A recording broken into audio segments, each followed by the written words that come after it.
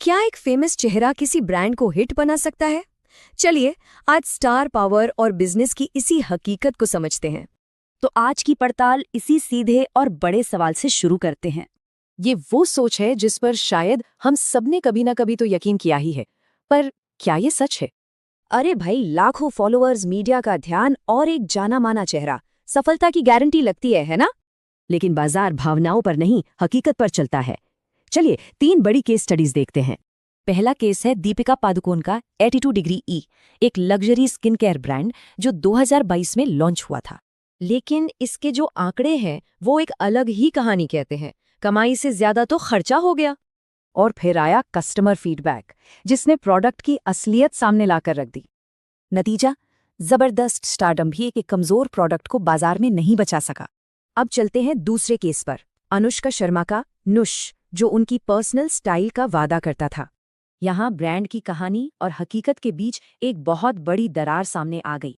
इससे ग्राहकों का भरोसा टूट गया, क्योंकि लोग सिर्फ प्रोडक्ट नहीं, ईमानदारी भी खरीदते हैं। हमारा आखिरी केस है रीसन, जिसके पास कागज पर सफल होने की सारी वजहें मौजूद थीं। फिर भी ये ब्रांड सबसे बुनियादी सवाल का जवाब नहीं दे पाया। कोई इसे आखिर खरीदे तो क्यों? बिना किसी ठोस पहचान के ये ब्रांड धीरे धीरे बाजार की भीड़ में कहीं खो गया।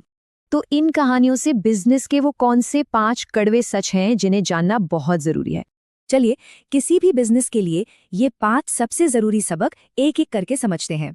पहला सबक, फैन बेस और कस्टमर बेस ये 2 अलग अलग चीजें हैं। फैन एक बार खरीदेगा, कस्टमर बार बार। दूसरा, अगर कीमत प्रीमियम है तो क्वालिटी को उसे हर हाल में सही साबित करना ही होगा। तीसरा सबक, कस्टमर का फीडबैक एक आईने की तरह है। ये आपके प्रोडक्ट की सबसे सच्ची तस्वीर दिखाता है। चौथा, ब्रांड की कहानी और उसकी असलियत में जरा भी फर्क नहीं होना चाहिए।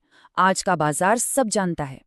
और पांचवां, आखिर में जीत हमेशा एक दमदार प्रोडक्ट की ही होती है, सिर्फ बड़ी बड़ी बातों की नहीं। यानी असली विजेता वो है जिसके पास एक बेहतरीन प्रोडक्ट है, फिर चाहे उसका चेहरा फेमस हो या ना हो।